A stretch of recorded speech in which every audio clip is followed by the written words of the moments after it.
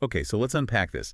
If you're listening to this and you work in a modern office, I mean, the chances are just incredibly high Yeah. that you're sitting in an open plan setup right now. Oh, absolutely. We're talking something like, what, 70% of U.S. office workers? It's just become the standard. It's the undisputed default.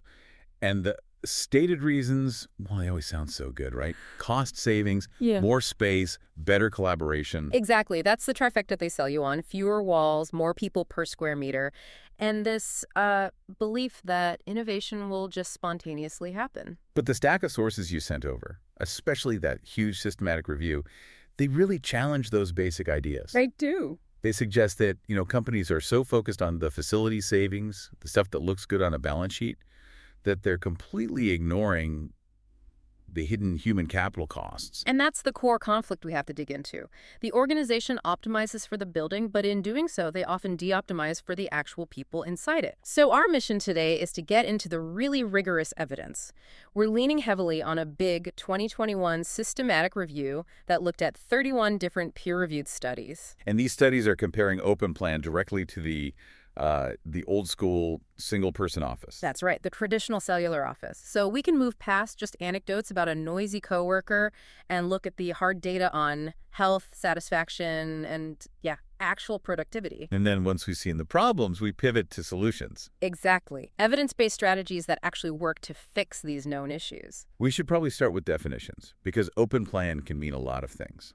That's a crucial point. So in the research, the baseline, the control group, is the cellular office. So 4 walls, a door, one person. One person, and crucially, they usually have control over the door, the lights, maybe even a window. And then everything else is just the open plan spectrum. Right, and that spectrum is huge. It can be a small pod of 4 people, a giant floor with 100 desks, cubicle farms, or those, activity-based offices where you don't even get your own desk. That was the theory. The second was technological mobility. People started working from home, traveling more. Right. So companies looked around and saw that on any given day, maybe only 42% of desks were even being used. A fixed desk for everyone starts to feel like a waste of money. A wasted resource, absolutely. And then the third, and let's be honest, probably the most powerful force, is just pure financial optimization. The bottom line. Lower construction costs, higher density, lower utility bills. These are hard, tangible savings that the facilities management team can put right on a spreadsheet.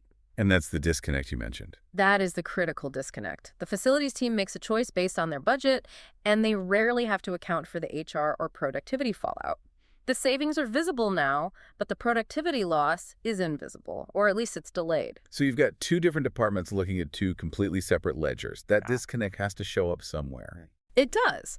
And that brings us to the hidden costs. If we start with organizational performance, that big review is, well, it's pretty blunt. How so? It found 38 different measures related to productivity, and the results trended, and I'm quoting here, predominantly negative compared to cellular offices. Wait, not just a little negative, predominantly negative. Is that because the promised collaboration just isn't happening, or is it that the environment is actively hurting performance? The environment is actively hurting performance. The big findings were things like compromised concentration and just measurable drops in task performance and accuracy. And the collaboration piece, the evidence that it actually improves is inconclusive at best. So you might talk more, but the work itself gets worse? Pretty much. And the studies were very clear on the main culprit. Let me guess. Noise. Acoustic conditions. Every single study that measured noise satisfaction found a negative link with open plan designs. It's basic science. Our brains are hardwired to process human speech. You can't tune it out. Right. Laughter, ringing phones, other people's conversations. Those sounds are designed to cut through distraction.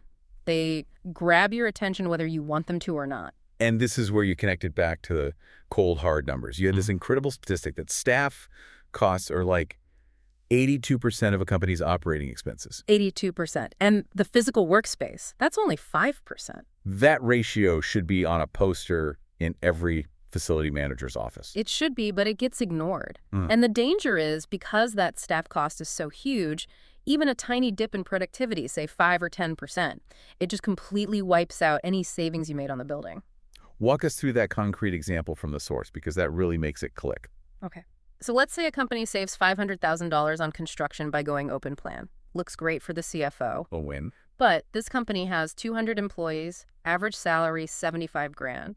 So their total staff cost is $15 million a year. If that noisy, distracting new office causes just a modest 7.5% drop in productivity, that translates to $1.125 million in lost output every single year. Wow, so they wiped out their $500,000 savings in less than 6 months? In less than 6 months, and the costs keep coming. We're not even talking about the fact that they're losing money. We're just talking about the fact that the investment was a bad one. That is a staggering calculation. It totally flips the whole financial argument on its head. And it doesn't stop there. Other studies found significantly higher rates of short-term sick leave in open offices. Of course, more people, more germs. More germs, more stress, which adds tangible absence cost to the ledger, too. So that 1.1 million is just a productivity loss. But the human cost, the impact on well-being, that was maybe even more stark in the research. It really was. The findings on job satisfaction were maybe the most consistent and consistently negative in the entire review. I mean, we're talking about 31 different satisfaction measures across 21 studies. All of them trended negative. Overall job satisfaction, satisfaction with the space, satisfaction with your ability to control your environment, all down. A clean sweep of negative results. And what about actual physical health?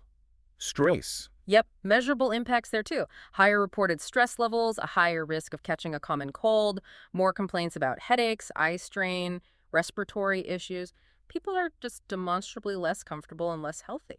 And it seems like the thread connecting all of this, performance, satisfaction, health, it all comes down to a lack of control and privacy. Absolutely. That is the core psychological issue. You feel cramped, you can't control the temperature or the lighting, and you have zero acoustic or visual privacy for any kind of deep, focused work. It's a heavy diagnosis.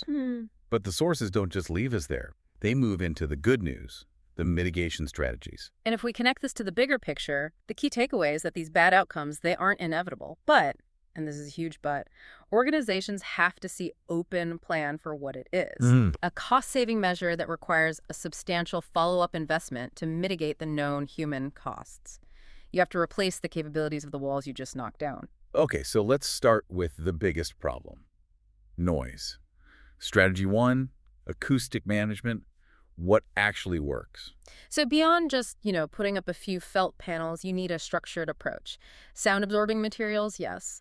Acoustic zoning, so separating loud sales teams from quiet developers. Right. But the real game changer is sound masking systems. It's essentially a subtle white noise that raises the ambient sound level just enough so you can't understand a conversation happening 20 feet away.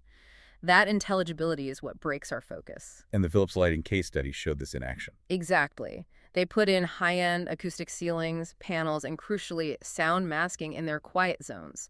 And their productivity metrics, which had dropped in previous open plan attempts, they stabilized. Okay, strategy 2, giving people a choice.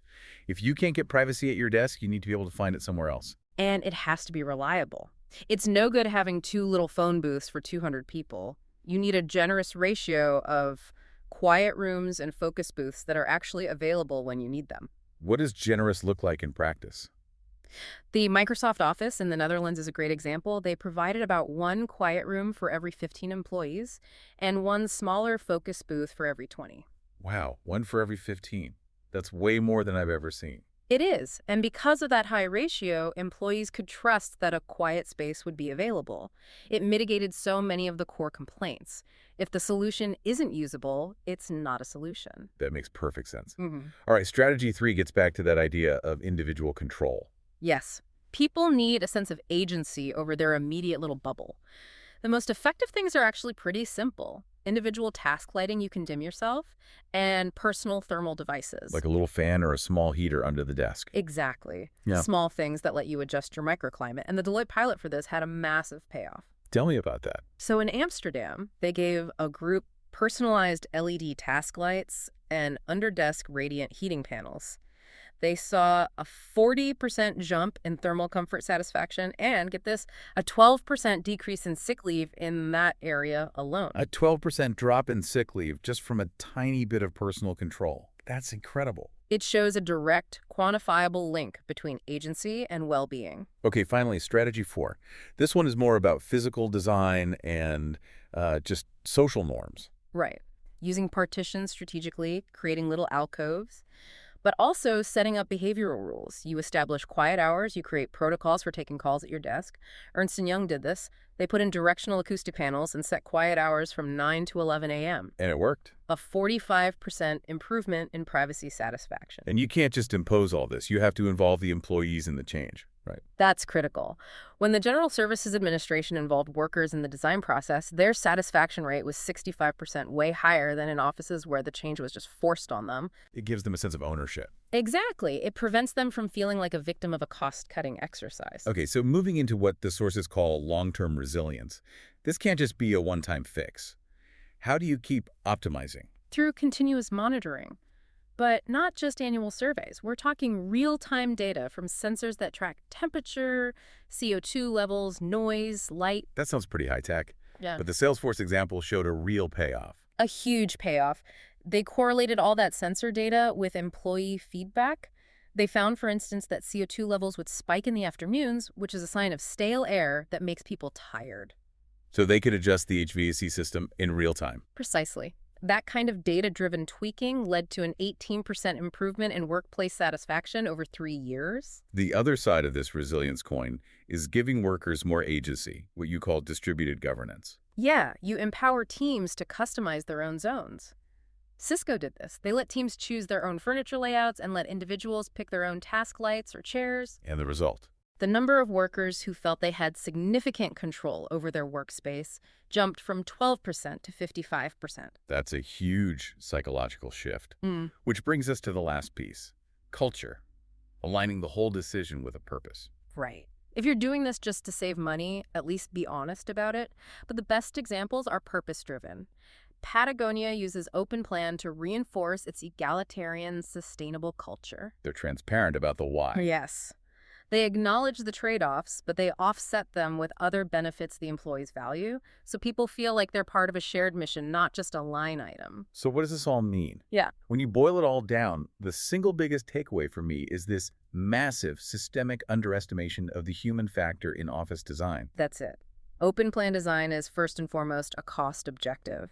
Anyone who says otherwise is probably not being entirely honest. And decision makers have to calculate those costs holistically. They have to.